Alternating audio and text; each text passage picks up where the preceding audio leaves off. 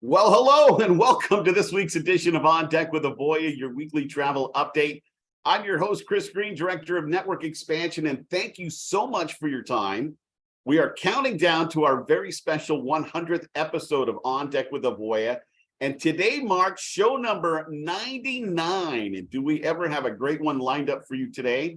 Our old friend Andy Craig, Associate Vice President of Marketing for Avoya Travel, is coming back on the show for an Avoya Insider segment. For me, and I think a lot of people, marketing is a bit of a challenge, certainly for a small business owner in today's environment. And when you combine that knowledge with the fact that Avoya Live leads are such a cornerstone resource offered to those in the Avoya Travel network, having Andy back on the show right now is just perfect timing. I mean, he has all sorts of great things to share about Avoya marketing, some advice for those new to the industry, and we're going to get Andy's high-level thoughts on the current state of the travel industry. We look forward to having Andy back on the show as guest 99 here in just a few minutes.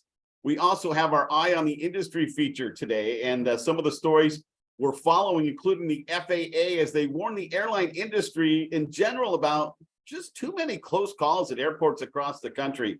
It's kind of scary to think about it, and we're going to have some of those scary details coming up in a second. We need the planes to do two things: go up and come down successfully, get all the passengers on and off. So that's kind of a vital part. Norwegian Cruise Line ditching the in-person safety meetings on that first day of your cruise, and that news has been met with great fanfare. And then finally, we're going to have a story from Carnival Cruise Lines as Carnival Cruise Lines welcomes a Costa cruise ship into the Carnival family. All those stories here in just a moment. We're also going to have details on our special 100th episode. We're going to be in Las Vegas for the Las Vegas Travel Agent Forum. We've got details on a live broadcast there. And when we talk about our 100th episode, we're gonna break the news on who our big special guest is going to be. So that's going to come up here in just a couple of minutes. We're also going to highlight our current promotions, our travel agent education powered by Avoya, touch base on the best-in-class resources offered by Avoya Travel, and wrap up our show with all of our contact information. And it sounds like a pretty busy half hour, so we better get going. Let's kick it off. Today's edition of On Deck with Avoya, your weekly travel update, some industry insights, and our Eye on the Industry feature. And a story from Travel Weekly: the FAA is urging airlines to review safety procedures after several near misses. The FAA has issued an alert advising airlines and pilots of steps they should take to maintain safe operations. The agency put out the safety alert following a series of highly publicized runway incursions over the last couple of months on the heels of a safety summit held by the FAA on March 15th. In a release statement, in recent months, it says a number of notable and high visibility events have occurred in the national airspace system. While the overall numbers do not reflect an increase in incidences and occurrences, the potential severity of these events is concerning. They're talking about 6 serious runway incursions have happened since January, the alert said. Among them, and it was all over the news, was a near collision at New York's JFK in January when an American Airlines plane crossed a runway reportedly without clearance, forcing a Delta aircraft to abort the takeoff. And then another example cited by the FAA took place at Austin's airport in February when a FedEx cargo plane aborted landing after coming within 100 feet of a departing Southwest aircraft. The planes had respectively been cleared for landing and departure on the same runway. And according to FAA data, there were 615 runway incursions at U.S. airports between October of last year and the end of February. Now that's compared to 642 during the same 5-month period the year before, but the incident seems to have been a little bit more important. So again, get the planes up, get the planes down, get the people on and off the plane safely. Also from our friends at Travel Pulse comes this next story about Norwegian Cruise Lines reverting back to the e-muster drills. I'm personally not that surprised because once those virtual drills became commonplace, there was no way, and I speak for myself and I think all the people, no one wanted to go back to that old-fashioned line up, everybody get together, muster drill of the past. The Norwegian Cruise Line has heard us calling and said it would abandon this idea that they had returned to in-person muster drills as of the first of the year. They're ditching that. They're going back to the e-drills as of April 1st. And I think that's going to certainly be a smart move. They said in a statement, in an effort to enhance the onboard guest experience, while keeping the safety of our guests and crew top priority. We will reinstate the e-muster drills through our online check-in for sailings beginning April 1st.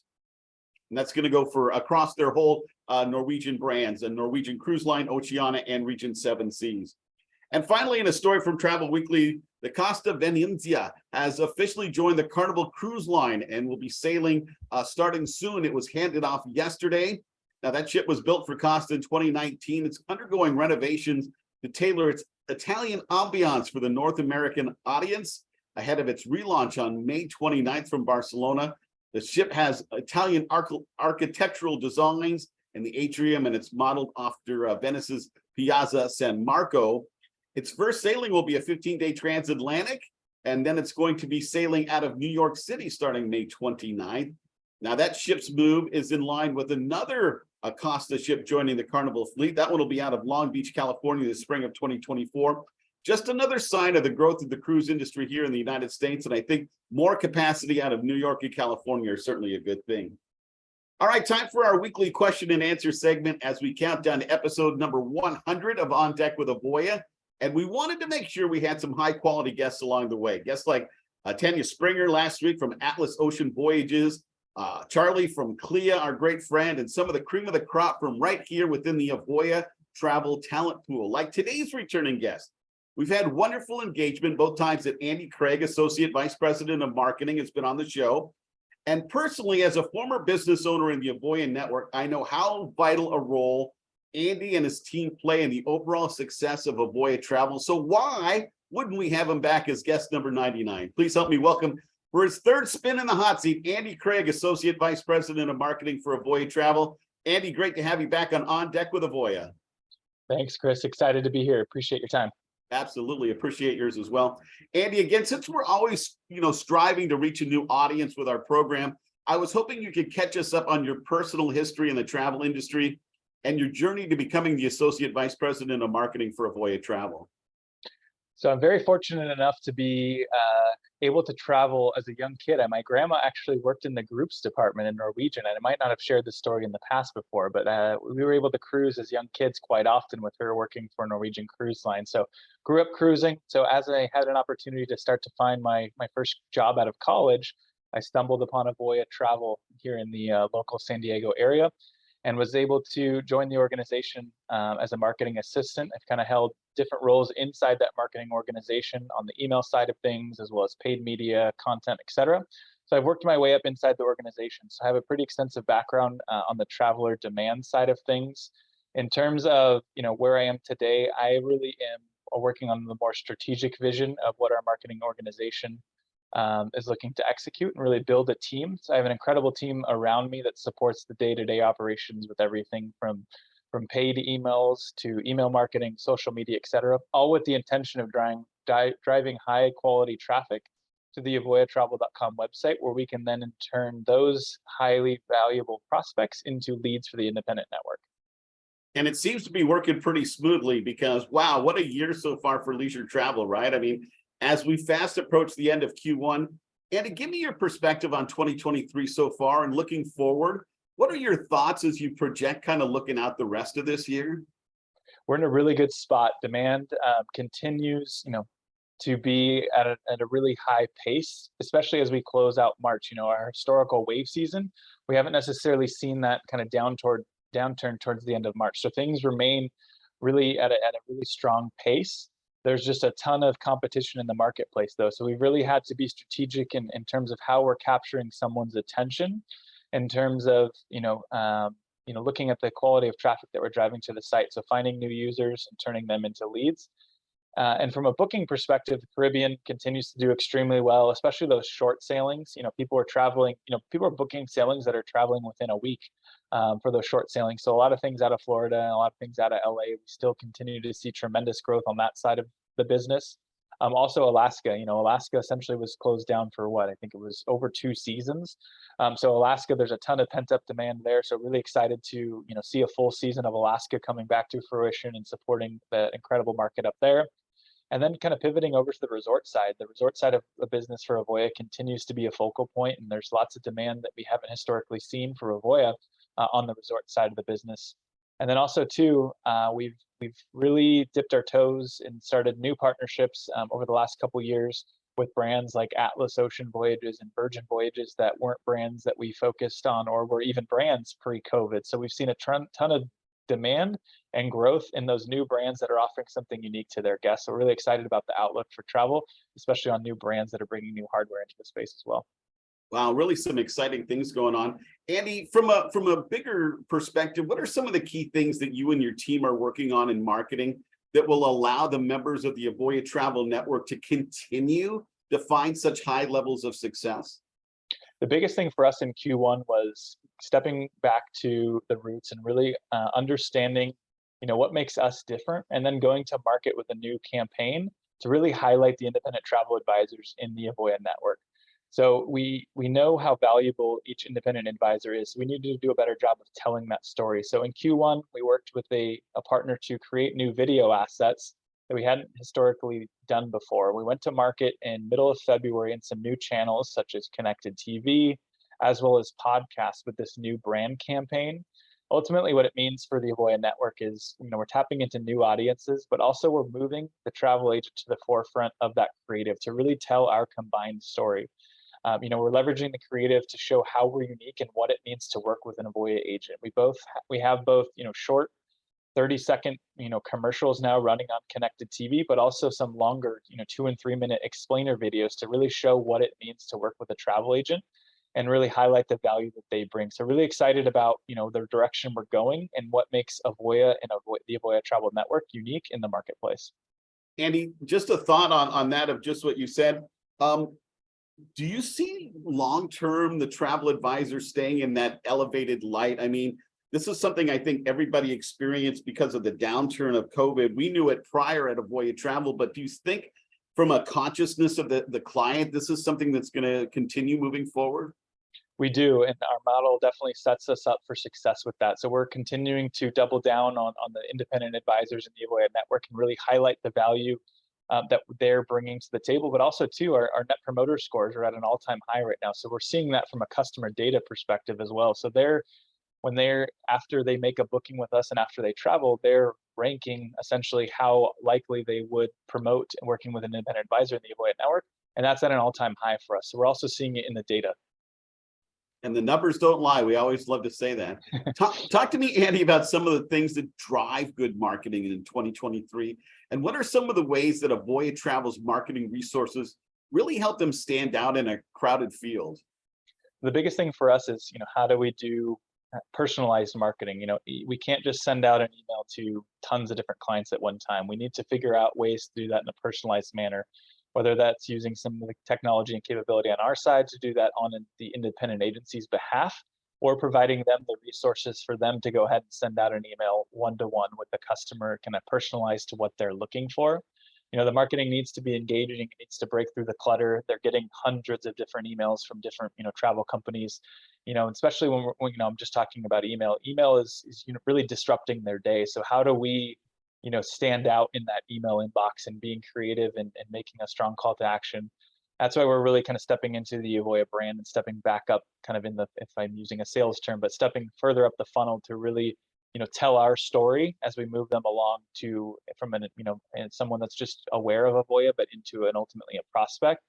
And in terms of the content, it really needs to be inspiring. Cost of our marketing efforts due to inflation and other things are at an all-time high. There's so much competition right now.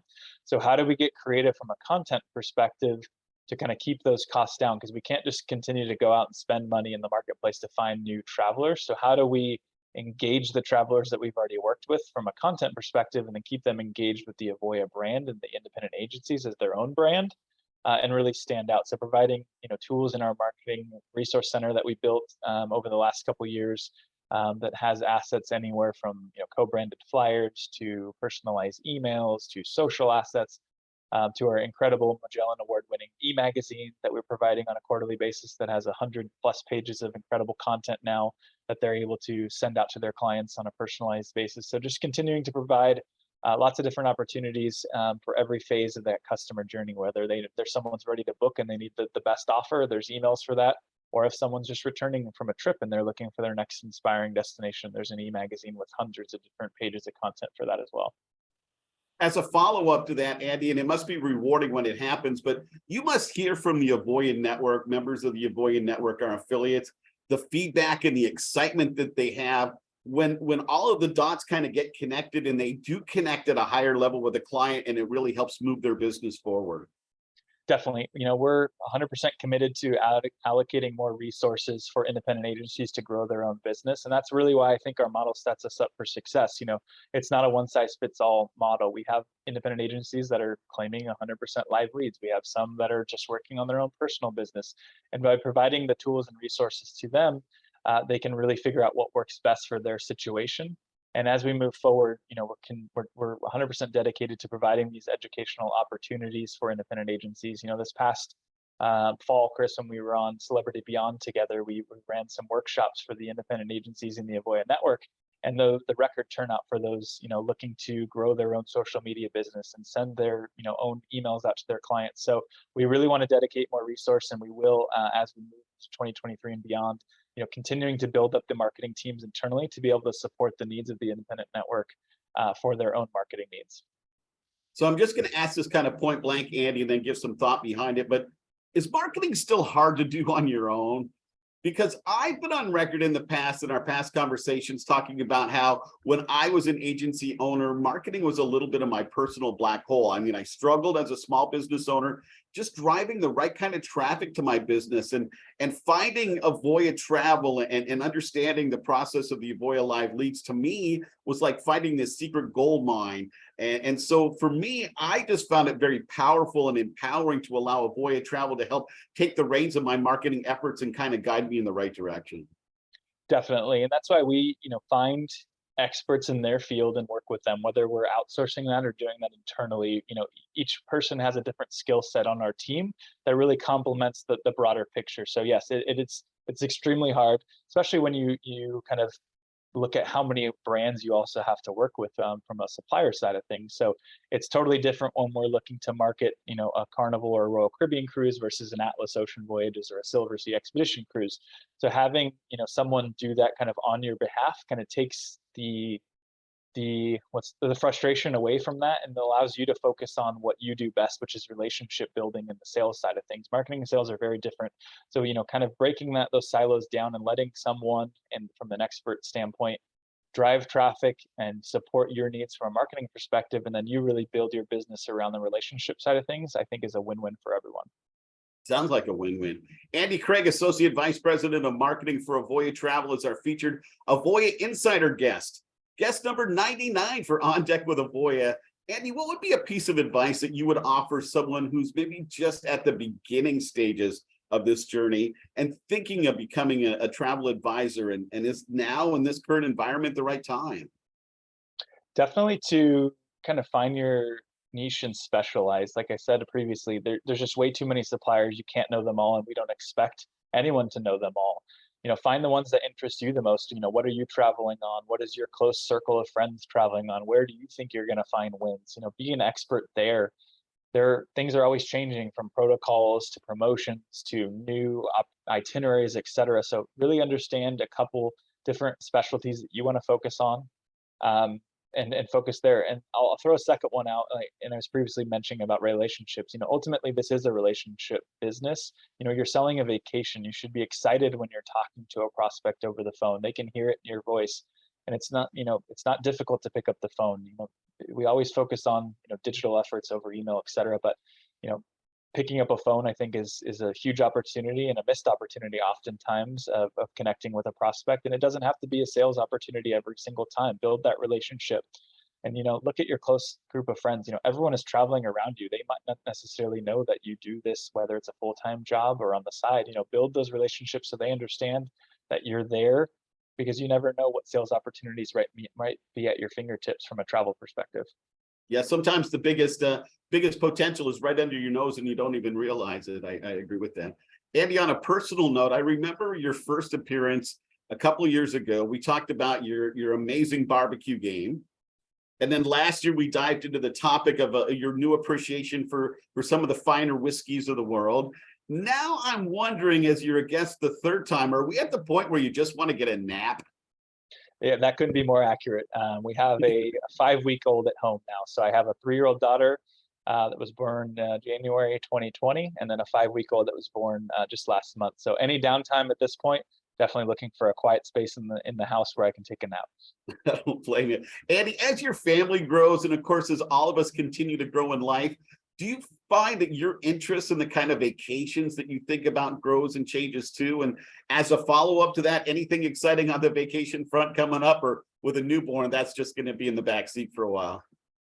We're definitely still focused on travel with our daughter. She's already been to Hawaii. She's been to Cabo. She's been kind of a couple different cities all over the U.S. So definitely travel is going to be a focal point for us. But in terms of the interests of my wife and I in terms of traveling, I would yes definitely agree that those have changed. In our a couple years ago, we were traveling over Europe to different cities every single night, and packing up a suitcase, unpacking a suitcase all over. Today, I would never do that. The vacation I'm doing today is going to Hawaii or an all-inclusive resort and staying for 5 days by the pool. And it's a funny story because a couple years ago we were in Cabo with another couple. They're a little bit older than us, and they had kids at the time. We didn't have kids at that stage. And the husband literally sat in a robe and watched movies from the hotel room, staring out at the pool. And I was like, "We're in Cabo, and that's what you're doing." And he says, "You'll understand this someday." And then I went, "Wow, now that I have 2 kids, I totally understand that a vacation for someone with children is different than someone without." So definitely, I think that's what's great about travel is there's a different type for everyone. I see the pluses and benefits of each different travel type. For traveling as with another couple, I think river cruising is awesome. For traveling with a family, Hawaii, Cabo, all those all inclusives, and multi-generational travel. The cruising sets us up well. So I'm just super excited about the industry as a whole. And there's just so many different opportunities to try different things each vacation. For sure. Andy, I assume that in marketing, you're always thinking forward because you can't think backwards. And I also assume that you're already working on strategies probably for like 2024, who knows, maybe even 2025. I mean, just years in advance. Is that true? Definitely. I wouldn't say 2025, but yes, this year and next year, forward thinking as much as we can. A big step in the right direction for us was kind of cracking the code on connected TV. So now we can do kind of be on TV, and these are your standard channels, your news stations, and your main stations that we can do it in a targeted and efficient way using some technology on our side. So that's been a big win for us is actually being on 30-second spots on commercials on TV, as well as some YouTube and things like that. So definitely connected TV and podcasts will be a focal point for us as we move forward. We definitely think the market's going that way. And then we're continuing to keep an eye on virtual reality. I don't think that's a 2023 thing, but from a sales opportunity, knowing that virtual reality potentially could be a big benefit to kind of show a client a product in a virtual space and really sell them on it virtually, I think is a big one. So that's something we're closely keeping an eye on. I know some of the brands in the hotel space do that, kind of you can actually see the hotel in a virtual reality before you actually book it. So that's something we're keeping a close eye on. Cool. It's like the Jetsons, it's so futuristic. It's amazing to hear about. As a follow-up, and especially with this year starting off with such amazing sales, not only for the Avoya network, but our industry at large. Andy, do you see this surge as kind of sustainable moving forward for the next little bit? I do.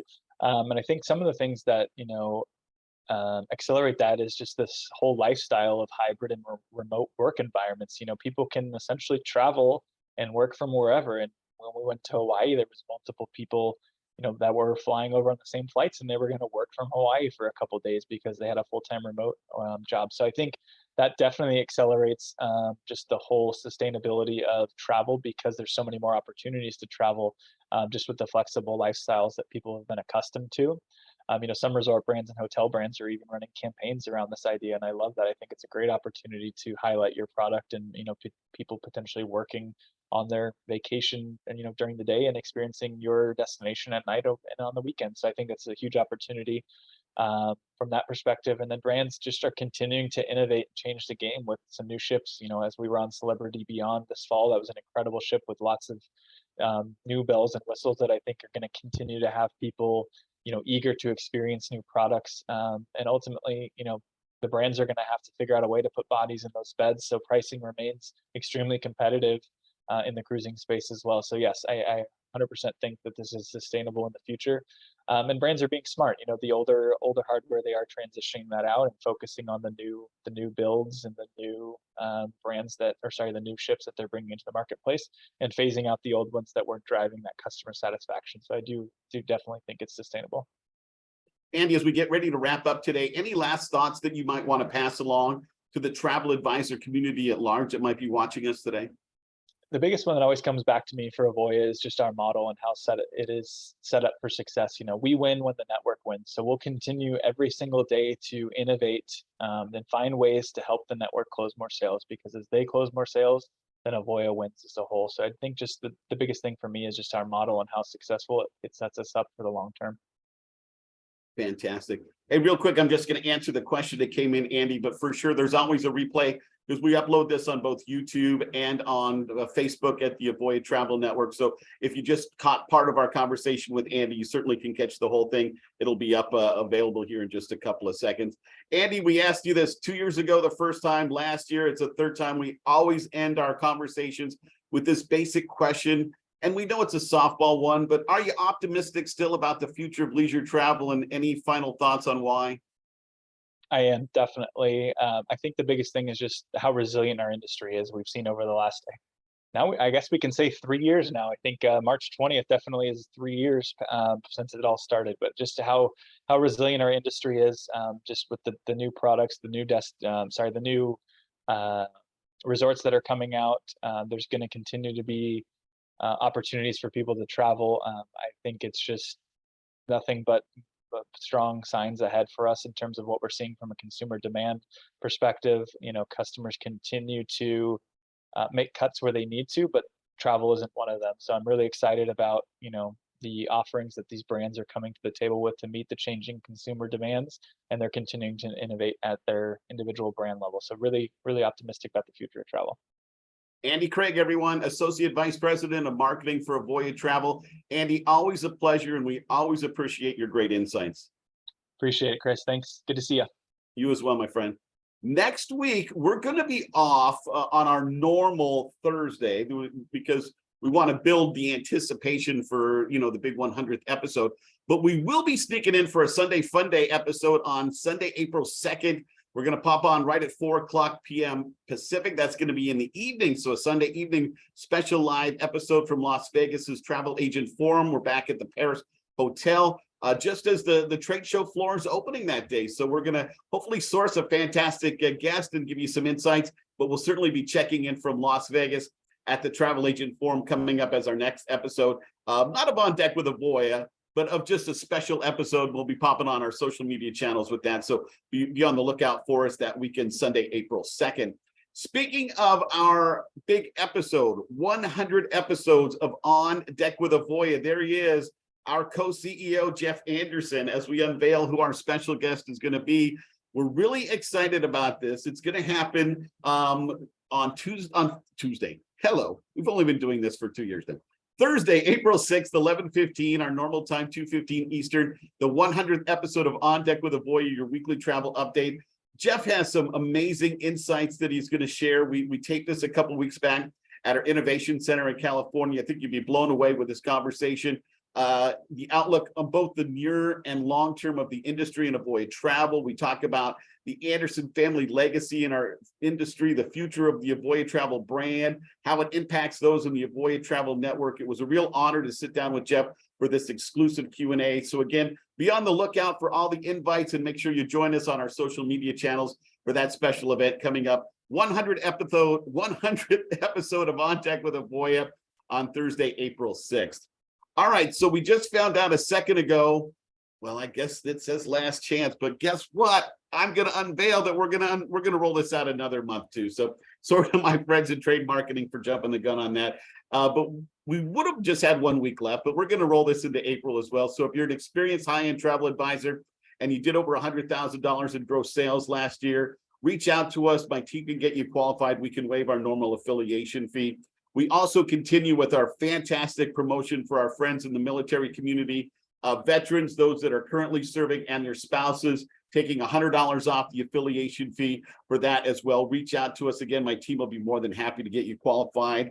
We're getting ready for another special. We're going to have Gina Hoyt back on the show here in a couple of weeks, because we want to get an update on the travel agent education powered by Avoya, because it is just going gangbusters. It's doing so well, and the agents that are coming through that are selling, and they're selling fast, and that's what it's all about. It's 35 to 40 hours of online self-paced curriculum. You don't want to miss out on this. Get that membership in CLIA and ASTA, save $100 on affiliation with Avoya Travel. Get all the information is available on our network. And Avoya Travel, as you heard Andy talking about, whether it's marketing or whether or not it's another aspect of our business, like our technology, our professional development, our relationships through our strategic partnerships team, we have best-in-class resources that just blow the rest of our competition away. And it's the reason why Avoya Travel has the highest selling affiliate base in leisure travel. We're very proud of that. If you'd like to find out more, you should definitely reach out and start that conversation. And of course, you never want to miss anything that we've got going on here at Avoya Travel, certainly on the network side. So make sure you give us a follow on the social medias at Avoya Travel Network, whether that's Facebook or YouTube or LinkedIn. Make sure you follow and get all of the latest information. And of course, we'll wrap up with my contact information, because I'd love to hear from you. Happy to jump in on a conversation. Chris.Green at avoyatravel.com. There's the phone number. Again, avoyanetwork.com is the best place to be. So we're off next week. We'll see you in Las Vegas that Sunday on the 2nd, and then back for big episode number 100, April 6th. Big thank you again from Andy Craig for being my special guest today, third time around. Again, big thank you to my friends in trade marketing, Marissa and Annabella, for doing a wonderful job in just producing today's segment. And thank you for being part of it. Until we talk again, have a great week, everyone.